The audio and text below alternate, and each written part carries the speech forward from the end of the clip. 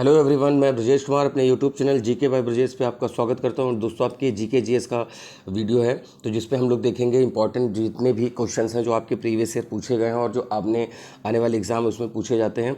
और आपका एसएससी का नोटिफिकेशन आ चुका है, एसएससी सीजीएल, उसके लिए बहुत रामबाण काम करेगा ये। तो उसी को ध्यान में रखकर यहाँ पर जीके जीएस की सीरीज शुरू की जा रही है। प्री मेंस दोनों में काम आएंगे क्योंकि वेटेज है। तो आपको ऐसा नहीं कि यहाँ पढ़ेंगे तो केवल प्री का ही काम आएगा, आपका मेंस के लिए भी काम आएगा, क्योंकि मैं क्वेश्चंस के ऑप्शन के साथ मैं चारों चीज़ों को एक्सप्लेन करने की कोशिश करूंगा, या जो भी उस क्वेश्चन से रिलेटेड एक्स्ट्रा पॉइंट हो सकते हैं जहां से प्रश्न पूछे जाते हैं वो पॉइंट बनेगा तो मैं बिल्कुल आपको बताऊंगा। तो जो लोग नए प्लीज़ चैनल को सब्सक्राइब करें और दोस्तों में शेयर करें। चलिए शुरू करते हैं। पहला क्वेश्चन है कि 100% विद्युतीकरण वाला जो है नेटवर्क वाला पहला राज्य कौन सा बन गया। तो रेलवे नेटवर्क में यहाँ पर हरियाणा बन गया है, ठीक है, तो ये याद रखिएगा। अच्छा, अब आपको यहाँ पर सबसे लंबा जो जंक्शन है वो आपको लग रहा होगा कि गोरखपुर का है, ठीक है, पर गोरखपुर का नहीं है, स्वामी सिद्धारूढ़ बन गया है, ठीक है, कर्नाटक को स्वामी सिद्धारूढ़। तो ये याद रखिएगा, सबसे लंबा जो प्लेटफॉर्म है तो स्वामी सिद्धारूढ़ है और ये पड़ेगा हुबली कर्नाटक में। या तो हुबली जंक्शन लिख के आएगा या फिर आपको स्वामी सिद्धारूढ़ लिख के आएगा, तो ये याद रखिएगा। तो टोटल कितने रेलवे जोन है? 18 रेलवे जोन है, ये भी याद रखिएगा, ये भी बहुत पूछा जाता है। अगर पूछे कि भाई सबसे लंबी जो मालगाड़ी है कौन है, सुपर वासुकी है, 3.5 किलोमीटर की है। कौन सी? सुपर वासुकी। तो जो एक्स्ट्रा पॉइंट मैं यहाँ पर बताते चल रहा हूँ। फिर अगर पूछे कि सबसे लंबी दूरी कौन सी तय करती है, तो असम से तमिलनाडु तक करती है, तो वहाँ से आती है विवेक एक्सप्रेस, ठीक है। तो सबसे लंबी दूरी तय करती है। सबसे लंबी रेलगाड़ी हमने कौन सी बताई है? मालगाड़ी में सुपर वासुकी है, ठीक है, जो 3.5 किलोमीटर की है। बाकी सबसे पहले मेट्रो कहाँ बनी? तो सबसे पहले कोलकाता में बनी, ठीक है, 1984-5 के आसपास कोलकाता में बनी। फिर अंडर वाटर मेट्रो भी कोलकाता में बनी, ये भी याद रखिएगा। और सबसे पहले क्या कहते हैं, मुंबई से थाने के बीच में ट्रेन चली थी। अगला है, हाल ही में फिनलैंड नाटो का कौन सा सदस्य बना है। तो देखिए, जो फिनलैंड बना था वो 31वां बना था। अब आपको बताएं, जो नाटो है, नॉर्थ अटलांटिक ट्रीटी ऑर्गेनाइजेशन, अब इसमें क्या है कि इसकी जो हेडक्वार्टर है वो ब्रुसेल्स में देखने को मिलेगा। लेकिन साथ में ये भी ध्यान रखिएगा, अभी जो 32वां है, 32वां भी इसमें यहाँ पर शामिल हुआ है, 32वां शामिल हुआ है, स्वीडन शामिल हुआ है, ठीक है। तो ये भी आपसे पूछा जा सकता है, इसको भी हम यहाँ पर लेकर चलेंगे क्योंकि छोड़ नहीं सकते हैं। तो 31 नंबर पर हो गया आपका फिनलैंड हो गया, और 32 नंबर पे कौन सा हो गया? स्वीडन हो गया। तो इसके बारे में बहुत ज़्यादा जानना जरूरी है। इससे पहले भी इससे क्वेश्चन पूछे गए। आपको पता है कि यूक्रेन और रसिया का वार चल रहा है, जो कि बहुत इंपॉर्टेंट चीज़ें अपडेट वहाँ से मिलती हैं कि यहाँ पर आपसे प्रश्न भी तमाम तरह के पूछे गए हैं, जैसे डोनेट्स और लुहांस्क क्षेत्र यूक्रेन के कब्जा लिए रशिया वालों ने, तो वो प्रश्न भी पूछा गया है कई एग्जाम में। तो इस तरीके से यहाँ पर जो चीज़ें आसपास की हैं वो जरूर ध्यान रखिएगा। तो फिनलैंड का 31वां सदस्य बना है और स्वीडन 32वां बना है। दक्षिण अफ्रीका की प्रशासनिक राजधानी कौन सी है? तो इसमें प्रिटोरिया है, ऑप्शन डी, ठीक है। देखिए, पूरा ये अफ्रीकन कॉन्टिनेंट है, तो यहाँ पर आपको मिलेगा अफ्रीका देश मिलता है। अफ्रीका देश के अंदर ही एक छोटा सा और देश है जिसको बोलते हैं लेसेथो, यानी देश के अंदर देश। अब पूछा है कि भाई गुलाम वंश की स्थापना किसने की? देखिए, यहाँ दास लिखा है, ऐसे ही कंफ्यूज होते बच्चे कहते सर दास वंश तो कभी पढ़ा ही नहीं। दास वंश की यहाँ बात हो रही है, गुलाम वंश की बात हो रही है। Qutubuddin Aibak, option number B हो जाएगा, ठीक है। फिर बलबन आएंगे, रजिया सुल्तान और सब लोग चलते रहेंगे, जो कि सब दिल्ली सल्तनत में रहे हैं, ठीक है, ये याद रखिएगा। तो यहाँ ऑप्शन नंबर बी हो जाएगा। अगला है, कौन सा प्रख्यात व्यक्ति बारदोली से संबंधित है? देखिए, बारदोली से संबंधित है सरदार वल्लभ भाई पटेल जी, क्योंकि जब बारदोली में सत्याग्रह किया तो यहाँ की जो महिलाएं हैं इनको सरदार की उपाधि थी, ठीक है, सरदार की उपाधि थी। इन्हीं को बर्थडे को जो 31 अक्टूबर को होता है उसी को हम लोग राष्ट्रीय एकता दिवस मनाते हैं। कि जो जितने मैंने दिवस रिवाइज कराए हैं वहाँ पर आपको मैंने बताया भी है। स्टैचू ऑफ यूनिटी इन्हीं की प्रतिमा है, जो गुजरात में नर्मदा नदी के किनारे है, केवाड़िया डिस्ट्रिक्ट में। ये भी आपको याद रखना है, सबसे ऊंची जो प्रतिमा मानी जाती है। भारत में कौन सा राज्य सोने का सबसे बड़ा उत्पादक राज्य है? तो देखिए, केजीएफ आपको पता है, कोलार गोल्ड फील्ड, ठीक है, तो साउथ में कर्नाटक में पड़ेगा, तो वहीं पर है ये, ठीक है। तो यहाँ पर कर्नाटक राज्य है जो वो इसमें ज़्यादा है। और केजीएफ जो गोल्ड माइन है ये फिर से रिवाइव करी जाएगी, यानी कि और चीज़ों में उसमें माइनिंग करी जाएगी, उसको फिर से रिवाइव करना है, जो हाल फिलहाल में चर्चा में भी है। तो यहाँ पर याद रखिएगा, आपने जो रॉकी भाई जो कहते हो मूवी देखे हो केजीएफ वाली, ये उसी की बात हो रही। तो कोलार गोल्ड फील्ड वहीं पर है। और एक चीज़ और, ऑस्ट्रेलिया की 2 फेमस खान की बात करें तो एक है काल गुरुडी जो है वो यहाँ पर है, और कूल गार्डी। देखिए, दोनों नाम मिलते ही जुलते, बस स्पेलिंग का जैसा लगता है आगे पीछे कर दिया गया। कालगोडी और कूलगाडी दो हैं ऑस्ट्रेलिया में गोल्ड माइंस। फिर आपको साउथ अफ्रीका में किम्बरले वगैरह मिलेंगे जो गोल्ड माइंस के लिए बहुत फेमस है। अगला यहाँ पर है असम और अरुणाचल प्रदेश को जोड़ने वाला सबसे लंबा सड़क सह रेल पुल, यानी उस पर नीचे सड़क भी है और ऊपर रेलवे है। मतलब ठीक है, मान लीजिए ये नदी है, इसी के ऊपर से एक यहाँ पर क्या है पिलर देकर एक ब्रिज बनाया गया। तो ब्रिज में नीचे आपको मिलेगी सड़क मिलेगी और ऊपर उसके ऊपर ट्रेन चलती मिलेगी। ठीक है, तो ये याद रखिएगा, ये है Bogibeel bridge. Bogibeel bridge option number B हो जाएगा। अगला है विशिष्टता द्वैत दर्शन के संस्थापक कौन है? तो भाई देखिए यहाँ रामानुजाचार्य हैं। अच्छा, इस तरीके से मैंने आपको क्या किया है, टेलीग्राम पर चीज़ें अपलोड करी हैं, मतलब अपडेट करी हैं, वहाँ पे देखें। और साथ में मैंने वीडियो शॉर्ट्स में बहुत सारा जीके डाल रखा है, जिसको आप केवल पढ़ लें तो आपका एसएससी के 5 क्वेश्चन तो केवल शॉर्ट्स वीडियो से ही सॉल्व हो जाएंगे। तो जरूर देखें उसको, केवल शॉर्ट्स देखना है, 30-40 सेकंड का शॉर्ट्स है, और उसको अगर स्क्रीनशॉट ले लें, नोट्स बना लें, बहुत बढ़िया है। बाकी डेली जीके तो मैं ऐसे करा रहा हूँ, साथ में करंट भी करा रहा हूँ, तो करंट की भी वीडियो आप जाकर देख सकते हैं। अभी मैंने अप्रैल मंथ का जो है उसको कवर कराया है, और उसको देख लीजिए, 2 पार्ट में पूरे अप्रैल मंथ का हो जाएगा। इसी तरह फिर मई, फिर जून। पूछ रहे हैं कि इसमें कौन सा प्राचीन ग्रंथ है, तो प्राचीन ग्रंथ यहाँ पर पूछा गया है, तो यहाँ पर है अभिधर्म कोश है, ऑप्शन नंबर सी हो जाएगा। देखिए बौद्ध धर्म की बात आई तो बौद्ध धर्म क्या है कि भाई यहाँ पर 2 पार्ट में बटा है, एक है महायान और एक है हीनयान। हीनयान जो गौतम बुद्ध की शिक्षाओं को एज इट इज़ मानते हैं, महायान जो समय के साथ चेंजेस हो गए हैं। ठीक है, ये याद रखिएगा। तो ये बौद्ध धर्म की बात हो गई है। अगला है कि किसी चट्टान में डाउन फोल्ड को क्या कहते हैं? देखिए ऐसा है कि डाउन फोल्ड का मतलब देखो, एक ऊपर होता है अप फोल्ड, डाउन फोल्ड, तो ये अप हो गया, ये डाउन फोल्ड हो गया, तो इसको यहाँ पर कहते हैं अभिनति। ठीक है, और ऊपर होता है अपनति। ठीक है, तो ये याद रखिएगा, अपनति अवनति ऐसे करके वेव चलती है, मतलब वेव क्या, चट्टान मुड़ती है, दैट इज फोल्ड। अगला है बेरिंग जल संधि किसको जोड़ती है? तो बेरिंग देखिए जो है यहाँ पर आपको जोड़ेगी आर्कटिक से प्रशांत महासागर के बीच में बेरिंग जोड़ेगी। अब दिमाग में आएगा बेरिंग है कहाँ? देखिए ये नॉर्थ अमेरिका है और नीचे साउथ अमेरिका है, इधर रूस पड़ता है, तो ये बेरिंग स्टेट है। यहाँ पर ऊपर पड़ता है चुक्सी सागर, अगर आर्कटिक महासागर नहीं दिया होगा, ऊपर चुक्सी सागर है, नीचे बेरिंग सी है, और याद रखिएगा इसी को हम बोलते हैं बेरिंग स्टेट। तो बेरिंग सी कनेक्ट कर रही है चुक्सी सी को बेरिंग सी से, और अगर ओशन वाइज पूछे तो आर्कटिक ओशन को पैसिफिक ओशन से, साथ में रूस के साइबेरिया को अलास्का से अलग भी कर रहे हैं, ये याद रखिएगा।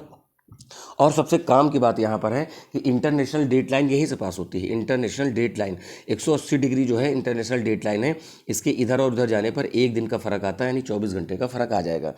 रिपब्लिक पुस्तक किसने लिखी है? तो रिपब्लिक पुस्तक लिखी है प्लेटो ने, ऑप्शन नंबर सी हो जाएगा यहाँ पर। अगला है भगवान महावीर का मूल नाम क्या था? भगवान महावीर का मूल नाम वर्धमान था। ये 24वें तीर्थंकर थे, ये भी याद रखिएगा। इनके पहले तीर्थंकर थे ऋषभनाथ या ऋषभदेव, किसके? जैन धर्म के पहले। ठीक है, ऋषभनाथ हो गए। 23वें तीर्थंकर थे पार्श्वनाथ, जिनको हम पारसनाथ के नाम से भी जानते हैं, और 24वें थे महावीर स्वामी, जिनको वास्तविक संस्थापक माना जाता है। जैसे मैंने भी थोड़ी देर पहले बौद्ध धर्म बताया कि बौद्ध धर्म हीनयान महायान में बटा हुआ है, उसी प्रकार से जो ये जैन धर्म है, जैन धर्म में श्वेतांबर और दिगंबर में बटा हुआ है, श्वेतांबर और दिगंबर। तो देखिए हुआ क्या कि ये मगध वाला क्षेत्र है, जो पाटलिपुत्र पटना बिहार वाला जो पूरा क्षेत्र है, ये मगध हुआ करता था। जब यहाँ अकाल पड़ा तो कुछ लोग क्या किए, स्थूलभद्र के साथ जो है वो चले गए कर्नाटक श्रवणबेलगोला में, और कुछ लोग वहीं रुक गए, बोले कि हम यहाँ पे लोगों की मदद करेंगे। अब चूंकि ये सारे बिना कपड़े के रहते थे, मदद करने का मतलब ये हुआ कि लोगों घर जाना, जहाँ पर महिलाएँ, बच्चे, बुजुर्ग सभी लोग थे। तो इन लोगों ने सोचा कि भाई हम इन लोगों की मदद करने हैं, तो एक ऐसा कपड़ा पहने जिससे पता भी चल जाए कि एक ही टीम के लोग हैं, और साथ में और शर्मिंदगी भी महसूस नहीं होगी, लोगों के बीच में जा सकेंगे। तो इन लोगों ने सफ़ेद कपड़ा पहना। जैसे कोई रेस्क्यू टीम होती तो लोग एक ही कलर का कोई कपड़ा या पट्टी डाल देते जिससे पता चले कि they are different from others. ठीक है, तो वो पता चल जाता है। तो जो लोगों ने सफ़ेद कपड़े पहने उनको श्वेतांबर कहा गया, यानी ये स्थूलभद्र के साथ मगध में थे। जितनी मैं स्टोरी बताऊँ किसी व्यक्ति का नाम, उसको जरूर लिख लीजिएगा। तो स्थूलभद्र के साथ यहाँ जो रुके मगध में, उनको हमने श्वेतांबर कहा।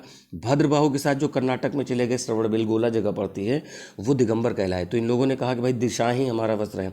बाद में जब दोनों एक जगह अकाल के बाद लौटे तो उन्होंने देखा कि इन लोगों ने अपने आप में चेंजेस ले आए। तो जो चेंजेस ले आए वो श्वेतांबर, जो नहीं लाए वो दिगंबर। तो इतनी सारी बात मैंने बताई, उसको जरूर देखें। महान साहित्यिक कृति मृच्छकटकम शूद्रक की पुस्तक लिखी हुई है। ठीक है, ऑप्शन नंबर बी। देखिए मैं फिर कह रहा हूँ, आप जाके केवल शॉर्ट्स देख लीजिए अभी के लिए, तो आप देखिएगा कि बहुत सारे मैंने इन्फॉर्मेशन डाल रखी है, क्योंकि उसमें आपको एक पेज पे बहुत सारी इन्फॉर्मेशन मिलती है। आपके मान के चलिए सीजीएल प्री का काम तो कम से कम 5-6 क्वेश्चन वहीं से मिल जाएगा 25 में से, तो आप उसको जरूर देखिए। बाकी करंट अफेयर है, 4-5 क्वेश्चन करंट अफेयर से रहेंगे तो वो भी हम बता ही रहे हैं आपको। OECD का मुख्यालय यहाँ पर कहाँ पर है? न्यूयॉर्क, पेरिस, जिनेवा या फिर रोम है। तो यहाँ पर ऑप्शन क्या हो जाएगा? ऑप्शन नंबर डी हो जाएगा। ठीक है, तो यहाँ पर हम लोग आगे की तरफ बढ़ेंगे। यहाँ पर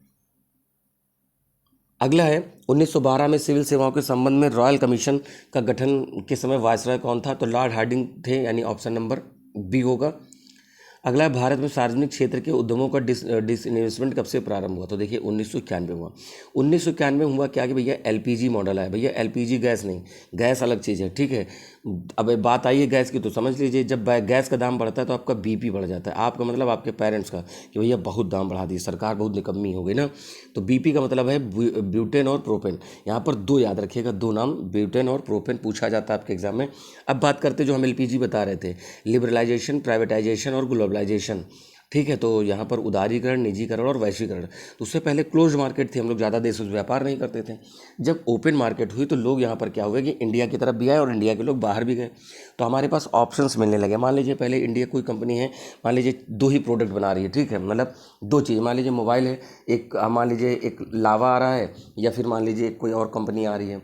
लेकिन जब आपके सामने मार्केट खुली, ओपन हुआ, तो आपको वीवो भी पता चला, नोकिया भी पता चला, एप्पल भी, या मतलब जिसको आईफोन कहते हैं आप, वो भी पता चला। ठीक है, तो ये चीज़ समझिए। तो जब ओपन मार्केट हुआ तब जाके, तो डिसइन्वेस्टमेंट का होता है कि गवर्नमेंट अपनी चीज़ों को जब बेचने लगे, जैसे मान लीजिए ONGC है, oil and natural gas corporation, जो अगर सरकार चाहे तो उसको प्राइवेट को बेच दे, तो यानी जो पहले से था उसको उसने बेच दिया, दैट इज डिसइन्वेस्टमेंट। और उससे जो पैसा आएगा फिर वो और कामों में लगा सकते हैं। पूछा है कौन सा 2014 में भारत का 29वां राज्य बना? देखिए 2014 की बात हो रही है, किसी के दिमाग में ये नहीं आना चाहिए सर वर्तमान में तो 28 है। हाँ बिल्कुल है, लेकिन 29वां उस समय इसलिए था क्योंकि जम्मू कश्मीर लद्दाख तो बाद में अलग होकर फिर वो UT बने हैं, तो फिर राज्यों की संख्या 28 हो गए और UT 8 हो गए। वर्तमान में आप देखेंगे 8 UT हैं, यानी केंद्र शासित प्रदेश हैं, और जो बाकी हैं वो कितने हैं? 28 राज्य हैं। तो 2014 में आंध्र प्रदेश इधर है और तेलंगाना अलग हुए थे। दोनों की कैपिटल बनी थी हैदराबाद 10 साल के लिए। इस साल 2 जून 2024 को अब तेलंगाना हैदराबाद की हैदराबाद जो है आंध्र प्रदेश की कैपिटल नहीं है, तेलंगाना के हैं। आंध्र प्रदेश की अब अमरावती है। तो ऑप्शन नंबर यहाँ पर डी हो जाएगा, तेलंगाना बना था। और आंध्र प्रदेश ही ऐसा स्टेट था 1953 के पास पहला स्टेट जो लिंग्विस्टिक बेसिक पे बना था, तो वो भी इंपॉर्टेंट है। तो ये हो गया। अगला है जोजिला टनल कहाँ है भाई? तो जोजिला टनल आपको मिलेगा जम्मू कश्मीर में देखने को। ठीक है, जोजिला देखिए वहाँ पर जितने भी हैं, ये जोजिला पास भी है, ये भी याद रखिएगा, जोजिला पास से ही बना हुआ है। पूछा कौन से राज्य में विधान परिषद नहीं है, लेजिस्लेटिव काउंसिल नहीं है? तो देखिए यहाँ पर याद करने के लिए अच्छा ट्रिक बताते हैं आपको, ये यहाँ पर केरल आंसर हो जाएगा। लेकिन याद कैसे करना, कहाँ कहाँ? देखिए स्टेट लेजिस्लेटिव असेंबली का मतलब ये है कि यहाँ पर एक तो विधानसभा होता है, स्टेट लेजिस्लेटिव असेंबली होता है, और एक होता है स्टेट लेजिस्लेटिव काउंसिल। इसमें होता है आपका मेंबर ऑफ लेजिस्लेटिव असेंबली, जिसको हम MLA कहते हैं, विधायक। और स्टेट लेजिस्लेटिव असेंबली का होता है यहाँ पर MLC, member of legislative council. हालांकि विधायक ये भी कहलाते हैं, पर ये ओरिजिनल विधायक यही होता है, यही लोग कहते हैं चाचा विधायक है। ठीक है, तो स्टेट लेजिस्लेटिव असेंबली। तो विधान परिषद कहाँ कहाँ है? देखिए ऐसे याद करिए, UP बिहार वाले एक साथ हैं। ठीक है, उसके बाद महाराष्ट्र और कर्नाटक एक साथ हैं, आंध्र प्रदेश और तेलंगाना एक साथ है। जहाँ पर भी है अगल बगल ही है। बाकी उड़ीसा राज्य ने भी पास किया था कि हम एक अलग से बनाएंगे, पश्चिम बंगाल ने किया, बट अभी कहीं पर है नहीं एग्जिस्टेंस में, जहाँ पर दूसरा सदन है। दूसरा सदन उच्च सदन होता है, ये भी याद रखिएगा।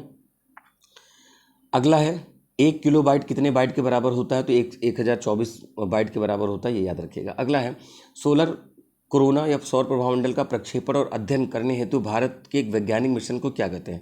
देखिए भैया आदित्य L1 मिशन है। इसी तरह अच्छा, आदित्य L1 मिशन भेजा है इसरो ने। ठीक है, भेजा है आपको 2 सितंबर को भेजा है 2023 को इसरो ने भेजा है। ठीक है, इंडियन स्पेस रिसर्च ऑर्गेनाइजेशन, जिसका हेडक्वार्टर बेंगलोर पे है। और ये लोग जो मिशन भेजते हैं स्पेस रिलेटेड, वो श्रीहरिकोटा आंध्र प्रदेश से भेजते हैं। श्रीहरिकोटा एक आइलैंड है जिस पर सतीश धवन स्पेस सेंटर है। अब बात आदित्य L1 आई। आदित्य वन क्या है? मतलब आदित्य एक सन का ही क्या है, मतलब सिनोनिम्स है, पर्यायवाची है। इसी तरह एक पार्कर सोलर प्रोब मिशन भेजा था USA ने, और USA का मतलब नासा ने भेजा था, नेशनल एरोनॉटिक्स स्पेस एडमिनिस्ट्रेशन। ठीक है, यहाँ पर नासा ने भेजा था, ये भी याद रखिएगा। अगला है कि महाविस्फोट सिद्धांत बिग बैंग थ्योरी का प्रतिपादक कौन था। तो देखिए यहाँ पर क्या है कि भाई जॉर्ज लेमेंत्रे हैं, यहाँ पर ऑप्शन नंबर बी हो जाएगा। ठीक है, जॉर्ज लेमेंत्र। इन्होंने कहा कि भैया कोई छोटा सा एक पार्टिकल था चने के बराबर और उसमें इतना बड़ा एक्सप्लोजन हुआ कि आज का पूरा क्या बन गया, आज का पूरा हमारा ब्रह्मांड बना हुआ है। एक है big splat theory. Big splat theory का संबंध मून के बनने से है, ये भी याद रखिएगा। ठीक है, बिग स्प्लैट का संबंध यहाँ पर मून के बनने से है। बाकी ये नेबुलर हाइपोथेसिस लाप्लास की थ्योरी है। ठीक है, अगले पे आएंगे, भारत में केंद्र राज्यों के संबंध में संबंधित नहीं है। तो यहाँ पर कोठारी आयोग तो भाई एजुकेशन से था। किससे था? एजुकेशन से था। 1862-3 के आसपास आया था कोठारी आयोग। बाकी देखिए यहाँ पर सरकारिया, पुंछी और राजमन्नार। ठीक है, राजा पंछी लेने सरकार के पास गए, ऐसे याद कर लीजिए। राजा यानी राजमन्नार, पंछी मतलब पुंछी आयोग, राजा पंछी लेकर सरकार के पास गए। ठीक है, तो ये भी याद रखिएगा। तो और यहाँ पर तीनों यहाँ पर हो गए स्टेट सेंट्रल इलेक्शन से, और कोठारी आयोग हो गया आपका एजुकेशन से। जम्मू कश्मीर में क्या स्थित है, इसमें पूछा गया। तो जम्मू कश्मीर में आपका है दाची गांव। ठीक है, दाची गांव है। देखिए मैंने एक आपको टेलीग्राम ग्रुप पर एक इमेज भेजी है जिसपे 106 नेशनल पार्क के बारे में बहुत डिटेल में तो नहीं बट स्टेट और उसमें दिया हुआ, तो आप उसको मैप को जरूर देखें। आपको लोकेशन पता चला जाएगा, नॉर्थ और साउथ लगाने में अच्छा लगेगा, वो कर ले जाएंगे आप क्वेश्चन। अगला, भारतनाट्यम नृत्य किस राज्य से संबंधित है। देखिए भैया ऐसा है, ये क्लासिकल डांस है।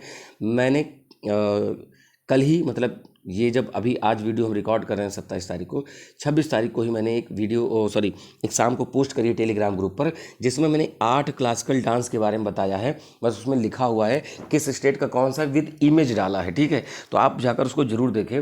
और आपको बता दूं कि टोटल 8 क्लासिकल डांस हैं। असम में सत्रिया है, उड़ीसा में उड़िया है।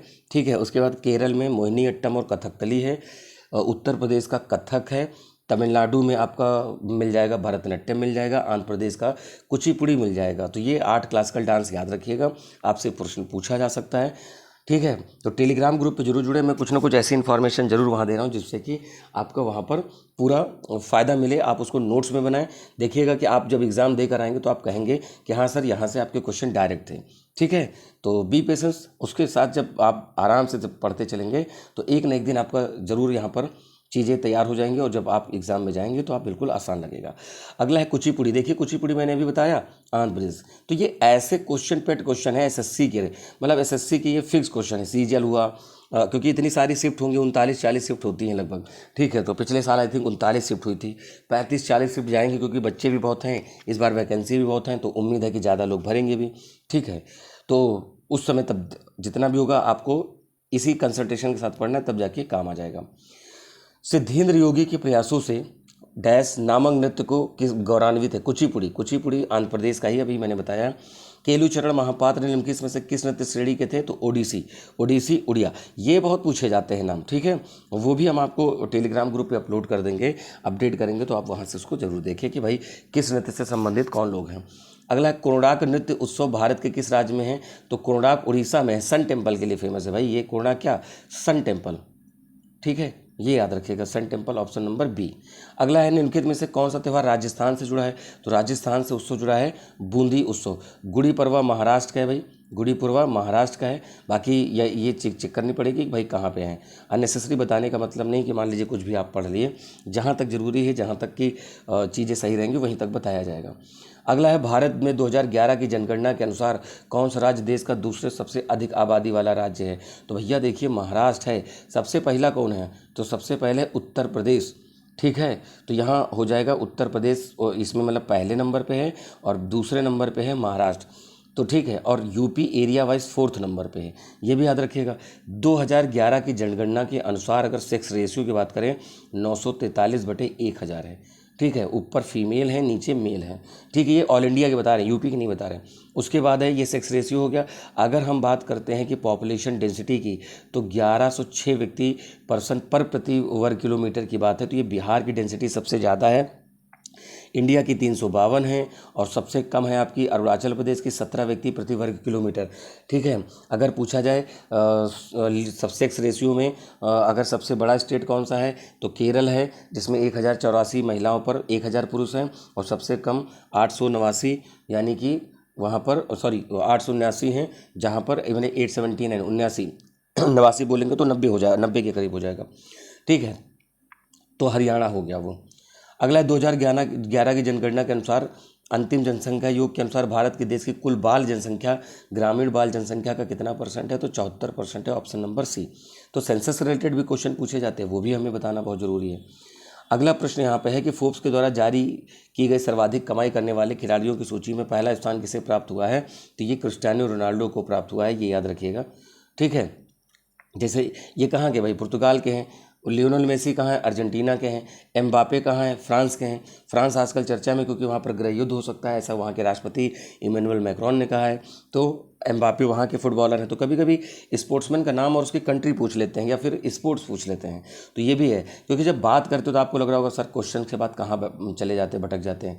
भटकना नहीं, वो चीज़ें ऐसी क्वेश्चंस आते हैं, उस चीज़ का पता है, प्रीवियस ईयर के पेपर को एनालिसिस किया गया है, उसी हिसाब से आपको बताया जाता है। ठीक है, अगला है भारत की ट्रिपल जंपर ऐश्वर्या बाबू का नाडा ने प्रतिबंधित दवाइयाँ लेने के लिए कितने साल का बैन लगा दिया है, तो यहाँ पर लगा दिया है 4 साल का। ठीक है, नाडा यानी जो क्या है कि एंटी डोपिंग एजेंसी है, नेशनल एंटी डोपिंग एजेंसी, यानी जो लोग एस्टेरॉयड लेकर या फिर कोई दवा इंजेक्शन लेकर फिर स्पोर्ट्स में प्रदर्शन करते हैं, उनका अच्छा प्रदर्शन जाता है, ऐसे लोगों पर रोक लगाई जाती है।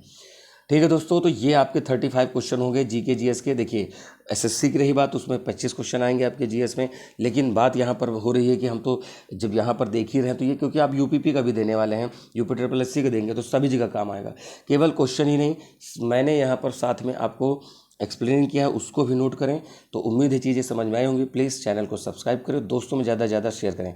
बस आपसे कुछ पेमेंट नहीं ली जा रही, बस आपसे ये कहा जा रहा है आपको अच्छा लग रहा है वीडियो, आपको सीख रहे हैं, तो बस दोस्तों में शेयर कर दीजिए, बस इतना ही कहना है। ठीक है, तो इसकी PDF टेलीग्राम ग्रुप पर मिल जाएगी, उसको ज़रूर ज्वाइन करें। ठीक है, जिसकी लिंक डिस्क्रिप्शन में दी हुई है।